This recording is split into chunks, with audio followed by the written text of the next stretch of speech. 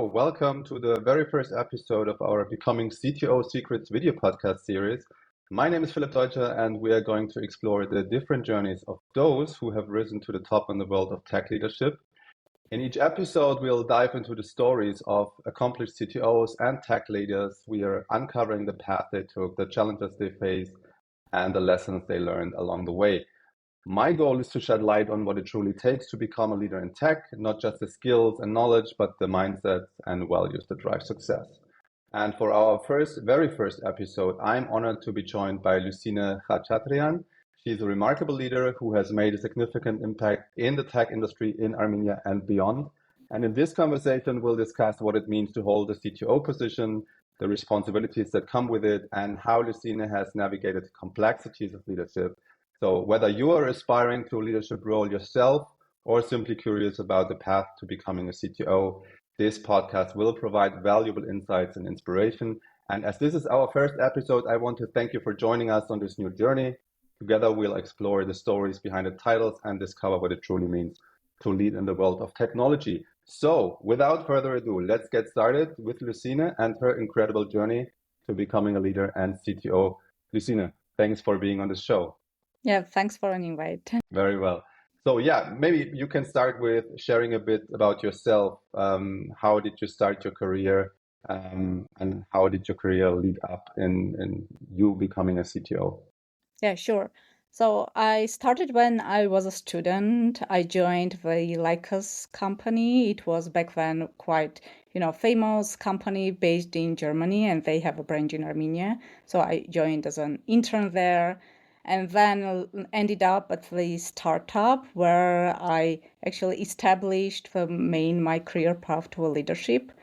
So it was not the specific, well thought decision that I want to be a leader. Yes, I see it just came naturally, especially when you are just starting your career. I think you are trying different things and seeing where you can have a bigger impact and what you love most doing. So I guess eventually I landed at the leadership roles in a couple of companies and still enjoying that journey. Very well. So what motivated you to pursue a leadership role in technology specifically? Was there a very specific event that created the spark, or was this like a dream that you had in the very beginning?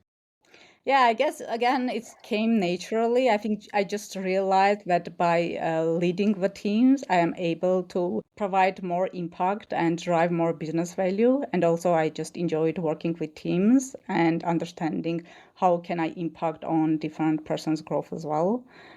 So I just keep getting more and more scope and responsibilities, and then found myself leading several teams and understand that in that path I can have a bigger impact. After multiple years, now I realize that it's not always true that you need to move to a leadership role. You can definitely have big impact by pursuing the IC role as well. But at that point of time, it feels like the natural path for me. How do you define the role of a CTO or leader of engineering teams? What is important for them to make a significant impact or to make a difference in comparison to others?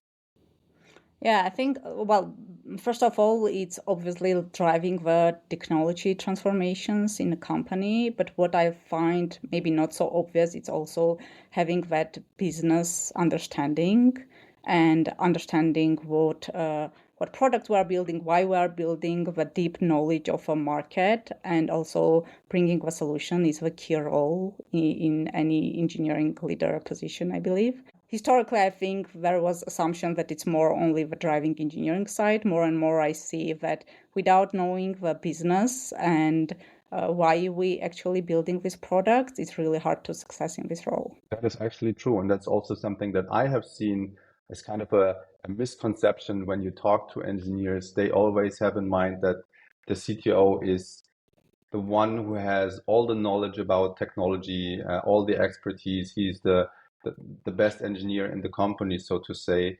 But from my perspective, CTO is also a business function, or it's maybe even mostly a business function.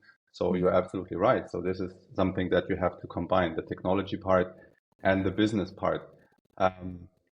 what key responsibilities would you say do you prioritize as a CTO or a tech leader? So everyone has a different interpretation of the role of a CTO or of being a leader. Everyone is different in how to lead people.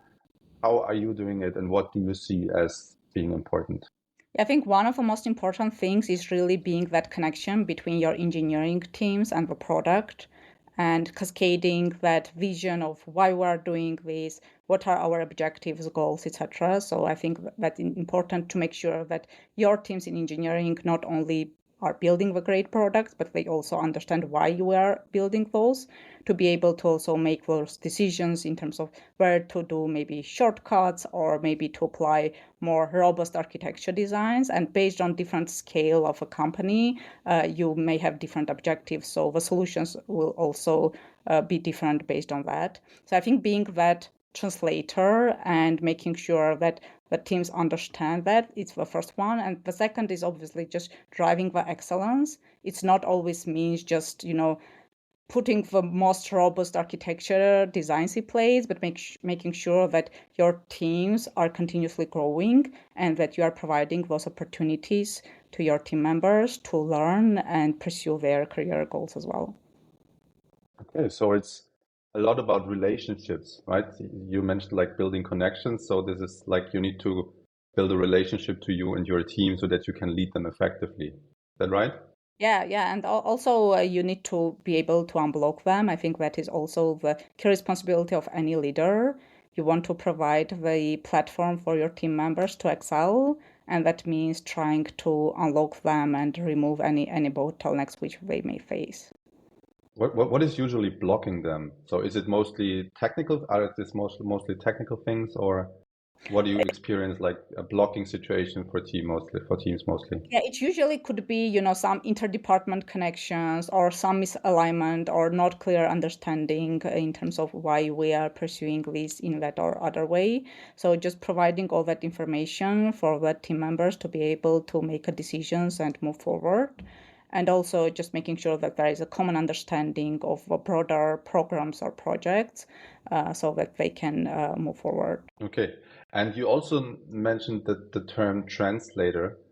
I like this a lot. I'm very often using the term bridge building, and I think that's very similar to being a translator, right? So Yeah. I interpret the role as I need to build bridges between the product side and the tech side, or the tech side and the business side.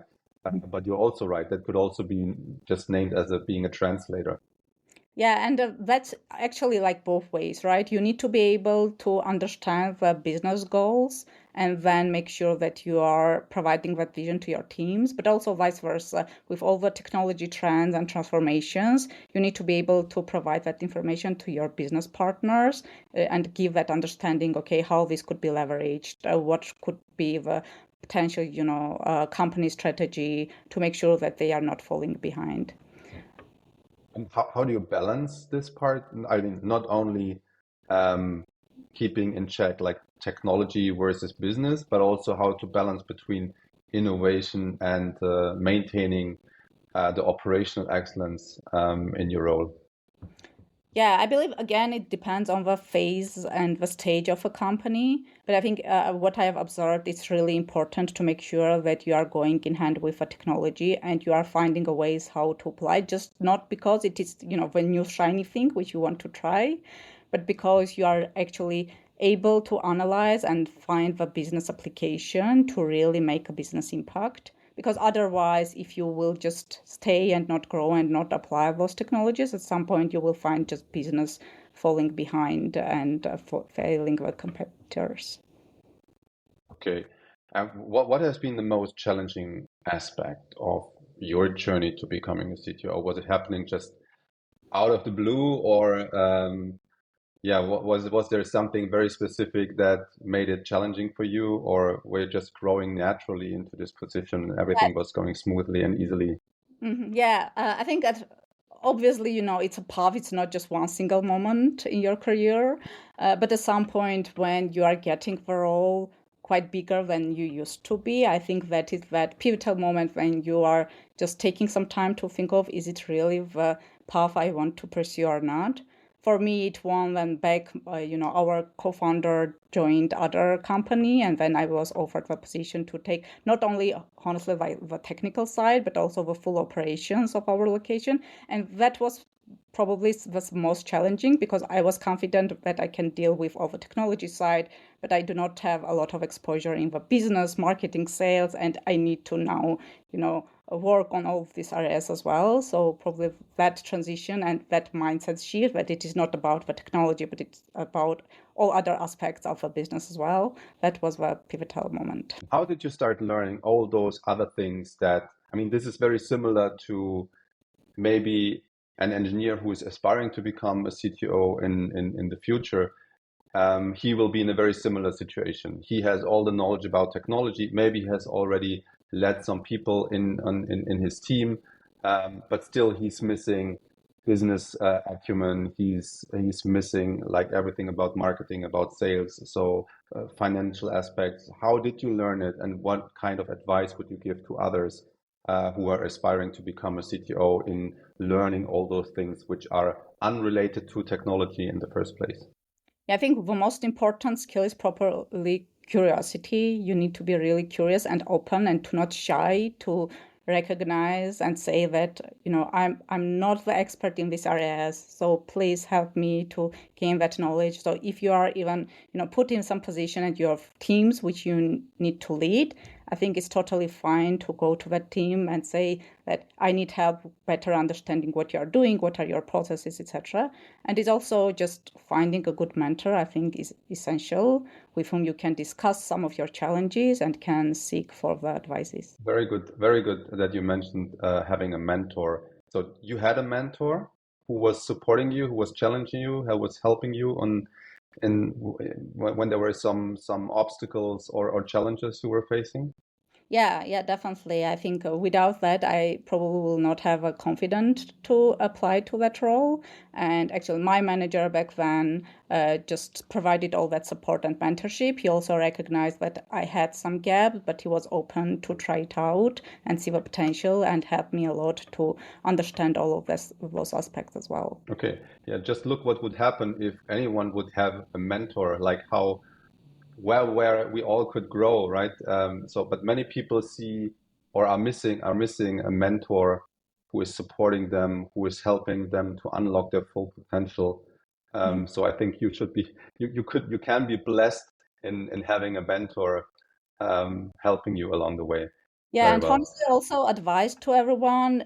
It's not something which you can just sit and do nothing and expect that somebody will come and suggest to be mentor for you. Just try to seek that and approach the people who inspire you, or you think you would like to be someday similar to them. And approach, and people are really very open to suggest their help, but you need to be proactive and take the ownership of your career. Yes, exactly. So it all starts with yourself, right? So you cannot sit there and just wait for anyone coming to you asking you becoming a CTO. So you need to be proactive. You need to be in the driver's seat. You need to go out, reach out to people who might be able to help you and just ask for advice, right? Otherwise it wouldn't it's not working the other way around, right? Yeah, exactly. And also, I think what is important, it's not going just, to the title. I think that's not important, actually. So if you will start, talking a lot that I want to become a CTO, etc., it may be perceived in a bad way. I think what is important, just seek to broaden your scope, understand better how could you have a bigger impact, and being curious in terms of what other teams are doing and how you can maybe improve processes or interact better. So just try to really think how you can increase your impact, and then all the positions and titles will come just as a after fact. Absolutely correct. Yes. I mean, if you only focus on the goal, then you cannot enjoy the journey, and the journey is so important, because that's why also the podcast series is called Becoming CTO, because before you can be someone, you first need to become someone, and this is like what many people are missing or misunderstanding, and it's like everyone wants to go to heaven, but no one wants to die. So yeah, everyone wants to be somewhere or be in a certain position, having a certain title, but making all the sacrifices and going the hard way for getting there. This is what many people are not willing to do or are misunderstanding in the beginning, and then they are being surprised when they are faced with reality. Yeah, and also I think it's just important to recognize that CTO is quite, high level leadership role. So it's a really big risk and, potential big damage to a company if you put someone not suitable to that position. So from, CEO perspective or whoever is the decision making on that position, they need to observe you be able to deal with all that scope and work. So you need to really focus to showcase that you are capable. And then, obviously those suggestions and opportunities. Okay, very well. Can you discuss a significant mistake you made along the way? I mean, we are all making countless of mistakes. I don't know how many. I think I made hundreds of mistakes from on my journey from engineer to leader to CTO. How did you adjust? What did you learn from it? What kind of mistakes did you make? Is there anything particular that comes to your mind? Yeah, a good friend of mine said that if you are not ashamed of your version a year or 2 years ago, that means you haven't grown. So I think it's really great indicator. And we obviously are doing a lot of mistakes. I think the one significant one, which was at the early stages of my career, is being very focused to what is happening inside the company and not looking broader in terms of where industry is going or following the best trends, etc. So after many years, I recognize that was a big mistake because we may have did a lot of things much better and escape some of the big challenges which we have faced just with going more being more outbound and looking for the trades and just building that network and discussing the challenges with other leaders or thought leaders on the technology side. I think that was one of the bigger mistakes I keep referring to when I'm looking back at the earlier stages of my career. What was the negative consequence of this mistake? So you say you were missing this part, you were not realizing how important it is, but what was the consequence of it? Yeah, because then you are trying to, reinvent the wheel and struggle to solve the problems, which are quite standard ones. And there are already a lot of solutions and great companies who have gone through that stages and have solved that. So just I think that is a good just reminder that if you're facing some problem, just ask around or try to find and research. There are definitely multiple other companies which are within the same stage or have been there and have overcome those challenges. So you can at least, try to learn from their mistakes and adapt your solution and not try to do everything from scratch. Nice. How do you approach like building and also leading high performing engineering team, right? I mean, this is something that I think you are measured as a CTO as how efficient and effective your engineering teams are, how good they're delivering, are they delivering to their fullest potential? So how do you build up such high performing teams and how do you lead them?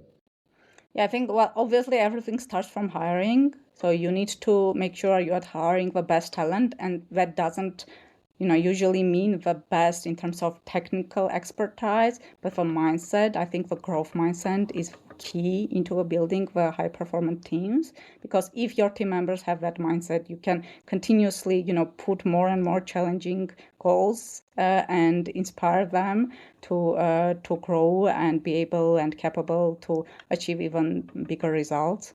So I think it's two part. First of all, the team and how you are nurturing your team and putting that growth mindset. And second, how you are making sure that the goals are clear. Because if you are communicating the clear goals, it's much easier for people to understand what is expected from me. Am I hitting the bar of expectations? How I can exceed that and shine, etc. Yeah, very well. Do you have a specific strategy in how to ensure that your team understood the message and the guidance and or even the goal and the direction you were giving them, so that the message you were sending to them about the expectations you have, that this is clearly understood? Do you have any strategy or any tool or tactic that you are using in ensuring that everyone is aligned and on track? Yeah, one thing also I learned that there is not such a thing as over communicating. And sometimes you think that you have said that already or communicated, but then recognize that it was not landed. So I think just over communicating and making sure that you are talking about the goals within each interaction with your leaders or overall your team is essential to make sure that everyone have a good understanding of where you are going and also how exactly what are the milestones to achieve that goal, right? Yeah, absolutely correct. And speaking about performance itself, so many would fall into the trap that they like performance is of an engineering team is something that can be easily measured, like how many lines of code someone wrote or something like that. So is there any metric which is useful to you in your daily business to understand if the team is performing to a certain degree or is able to deliver to its fullest potential? Yeah, I think there are definitely challenges with measuring engineering performance. I think one thing which we definitely can measure is over quality indicators and metrics. Obviously, the number of lines of code is a not good indicator. I think best solution is where you are actually deleting the code rather than writing or adding new code. So that is one aspect which is fully, engineering owned, and you can measure the DORA metrics, the bugs, quality, etc. And the second aspect is the outcomes. So, and then I'm sometimes having trouble with explaining these to engineers that your work is not only the output which you have put, like delivering this feature, but also how we are actually making an impact on the customers. And then coming back to that connection with business, we may work really hard and deliver things, but if they are not having a business impact, then we actually failed as a team, right? So just keeping that in mind, and for example, now we are using the OKR system, making sure that objectives are Mhm. aligned with the business objectives rather than just delivering this is essential. Okay. Uh, I think when I'm joining a new team or company, there is one metric I'm asking for all the time. So it's the first thing I'm asking for, and that's the velocity of the team. Um, Assuming that the team is already using Scrum and is measuring the velocity correctly and estimating in story points and so on. Why? Because I feel velocity is giving me a good indicator is the team is healthy. So if a team has a stable velocity or even slightly increasing velocity over time, then I can assume they have understood how to estimate properly, to deliver to their commitment, and they also do not have a lot of distractions, which is constantly keeping them away from delivering what they wanted to deliver in the sprint, right? So if velocity is looking healthy, then I have a relatively high confidence in the beginning that the team is, or that the company, the engineering department, the product is kind of healthy too. Um, would you agree on that, or what kind of, do you have some thoughts around that as well? Well, I think measuring velocity is a tricky one. And I think, recently a lot of companies have switched to this, sprints and story points. And there are a lot of discussions if it even does make sense to measure it in story points, etc. I think whatever framework you are using is just essential to be able to measure some type of success rate within shorter period so that you can compare. And as you said, the most important thing is the growth. Like, are we doing a little bit better with each iteration, or we have stability issues and our velocity is going up and down, etc. So definitely it could be a good indicator of how good are engineers in terms of estimating our work and then delivering, etc. But I think you still need to have some metrics which are more connected to the business outcomes, which will help you to understand, are we actually spending our time on the right things? Absolutely correct. Yes. And speaking again about the company culture, the high performing engineering teams, we all know that sometimes there will be challenges like economical challenges. You might need to lay off some people. Still, company culture is very important. So, do you have a strategy or some tips how to foster a positive and even inclusive company culture?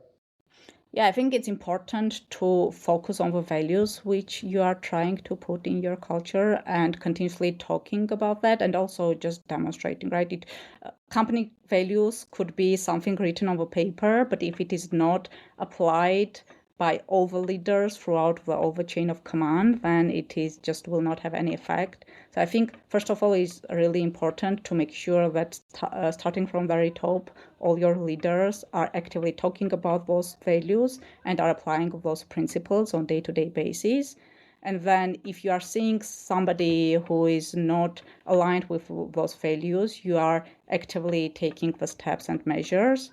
And I think in engineering, it's a common practice, right, to have some, brilliant jerks, which are great from technical perspective, but are struggling with communication, etc. I think just being very attentive to those cases and never compromise for culture vs the execution or the performance or deliveries is essential to make sure that you are building a great team culture. And how do you handle, like there are also, even when you're in a more corporate environment, you might face engineers who are brilliant, but they have no longer a growth mindset. So they have like a more closed mindset. Over time, they ended up being in this situation, but still they have like a lot of knowledge about the company, about the past.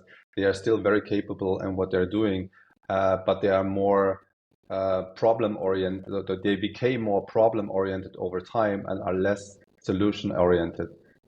How do you deal with those people? Yeah, I think it's requires a lot of communication and trying to explain them where the company is going. That probably there could be a different expectation at this phase of a company, because as company grows, all need to grow alongside, starting from again very top leaders to the any engineering people on the team. So just trying to communicate and explain that if they stay in their current spot, that means that they can very quickly became an underperformer, and just either try to help them to overcome those challenges, or eventually you need to have some plan how to get all that knowledge and eventually just maybe come to the termination, which could be a good path forward for them as well, because sometimes people are really shining in some specific stage of a company, and leaders as well. Honestly, I have seen leaders who were great at some earlier stages of a company, but with growth and new requirements and scalability and new leaders, they just struggling to grow with the company, and eventually they left. So I think just having that plan in place to not harm the business, but also making sure that you have very direct conversations that this is not acceptable and either people need to improve or maybe there is a better place for them. Very well. And you mentioned like the evolution of roles, the how a company evolves. How do you see the role of a CTO evolving in the independent from a certain company or a certain person? How do you see the role of a CTO evolving in the next, I don't know, 5 to 10 years? Yeah, I think first of all, it's that business mindset. I think especially with all the new technologies coming out, it's essential for CTO even step further and explain and understand and realize the opportunities for the business, how business can overall do much better by applying those technologies. So not only being the person who is leading the how part of a problem, but also being the partner of what we are building, how we can use all this technology to transform the company, etc. So I think if we are looking forward in terms of 5-10 years trajectory, I believe that CTOs should be much more business oriented, know all the market, know the customer, and be really that equal partner to the product leader or CEO, and being able to bring the technology solutions and solve the real business problems. I like the term equal partner. I like it a lot. And speaking about the technologies that are also emerging now or in the next years, is there anything you are most excited about, and how would you integrate them into your strategy? Maybe you are already doing it. Well, yeah, everything related to the AI and ChatGPT and those technologies are really great. I think there is no single company who can't apply that either to improve their internal processes or just provide better value to their customers. So that is specifically one thing which we are very actively applying at Service Titan now, because our customers are a little bit not technical savvy, so we are also being those enablers for them to be able to recognize how those tools could be used and apply in and help their business to grow. I think so. That is definitely something I'm really excited. And then maybe IoT and those edge technologies. Because also I've used to work in those market as well, but also I think with all the introductions of new type of hardwares and smart everything, I think it's a next thing which will not only have an impact on the business overall, but also on our day-to-day lives as just persons. Yeah, true. And I believe many people outside of the industry already forgot about IoT because nowadays it's less trendy, and there are other buzzwords and shiny new things they can look at, like AI and so on. So yeah, good that you mentioned IoT specifically. Um, Speaking about those people, engineers or yeah, engineers mostly, who are aspiring to become a CTO one day, or first of all, who want to become a leader. What would you say? What are the most important skills and qualities someone should develop if they aspire to become a leader, a CTO, VP engineering, a director engineering, whatsoever? Yeah, I think there are, some qualities which are needed for any leader, like, leadership, communication. Obviously, for CTOs, it's technical expertise. I think it's essential to understand that even on the very high leadership role, you need to be capable and understand all the technology challenges and able to direct your team and help them to make the right decisions and ask the right questions. So that definitely is not going anywhere. If you're becoming the CTO, you need to still have that technical expertise. But there are a lot of other areas like understanding your customers and communication in terms of, as a CTO, you will be communicating with a lot of different people from different departments. So those capabilities to not only communicate clearly, but also adjust your messaging based with whom you are talking are critical. And then I think something which I struggled a little bit during an early period of my career is just building the community. I think we sometimes underestimate how important is that. But making all those connections and really able to use them to either pitch your ideas or having the influence or getting the insights in terms of what are the challenges, etc., are essential. So there are a lot of focus on the soft skills and leadership, which you need to learn and perfect or master while you are becoming a higher rank leader. And you mentioned community. Does this also include building a network, your personal network, and how to utilize the network?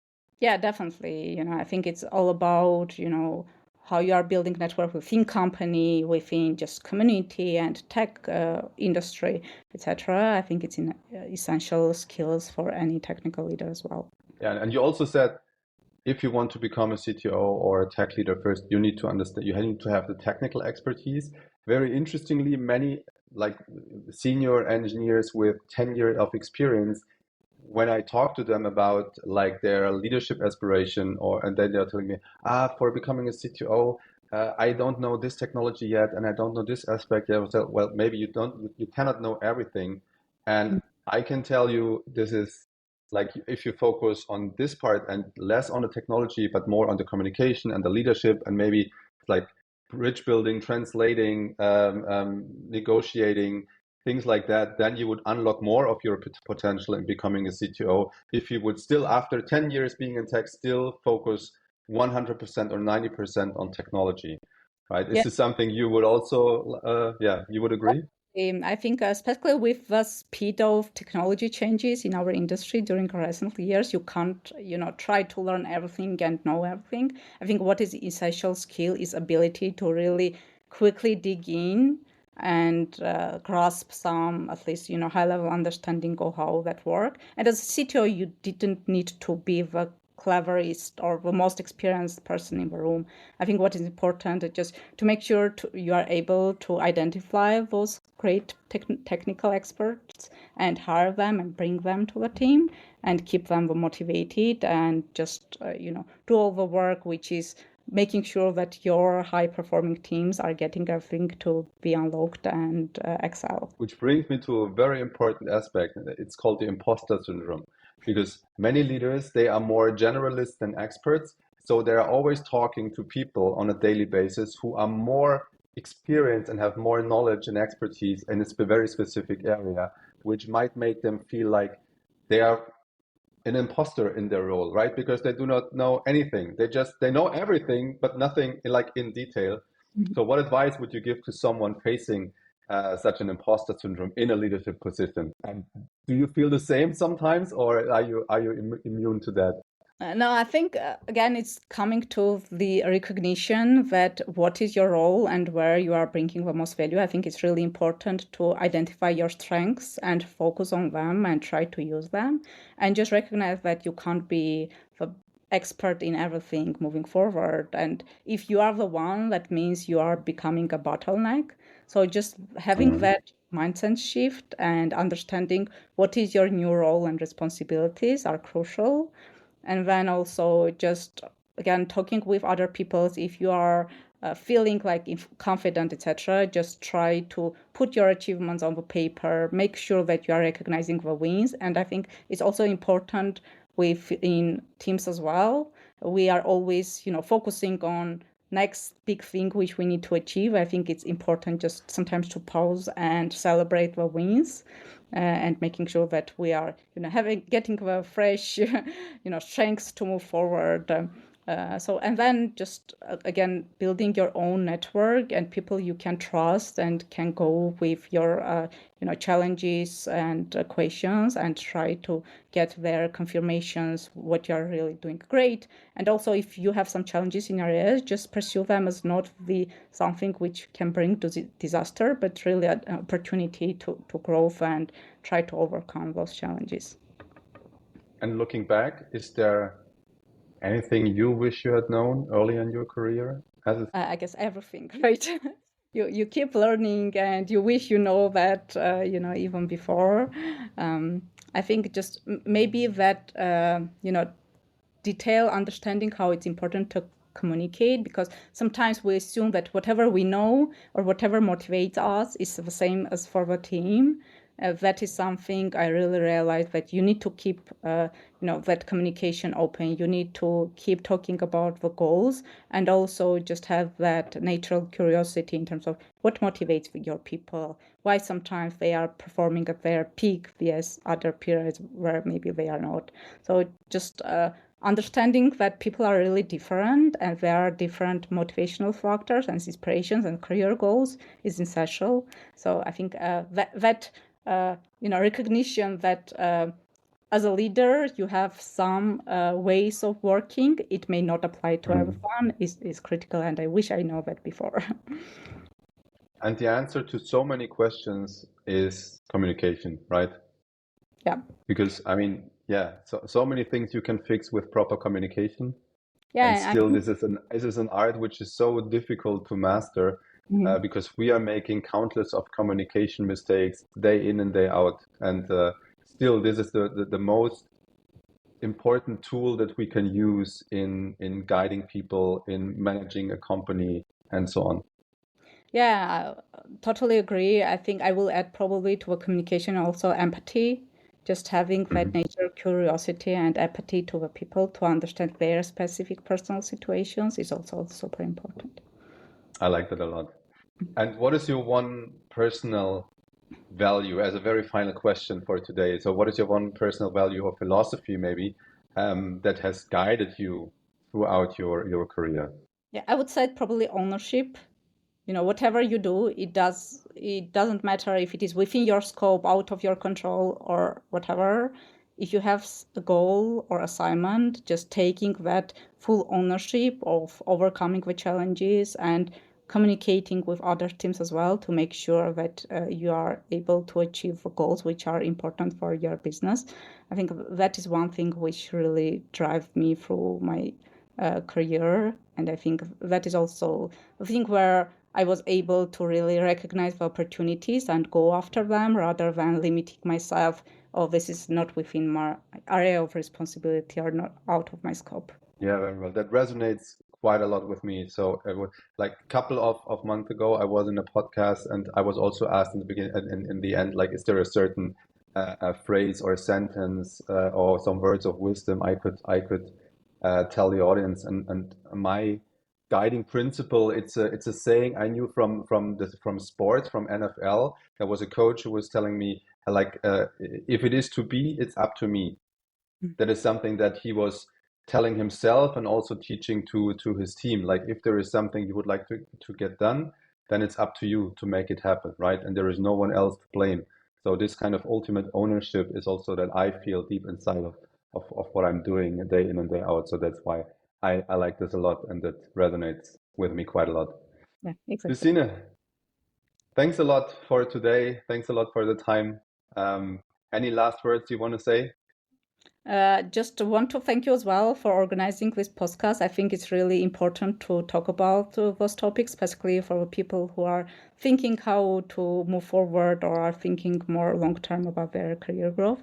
So thank you for your time, and wish all great success to this podcast. Thank you very much. Bye bye. Bye.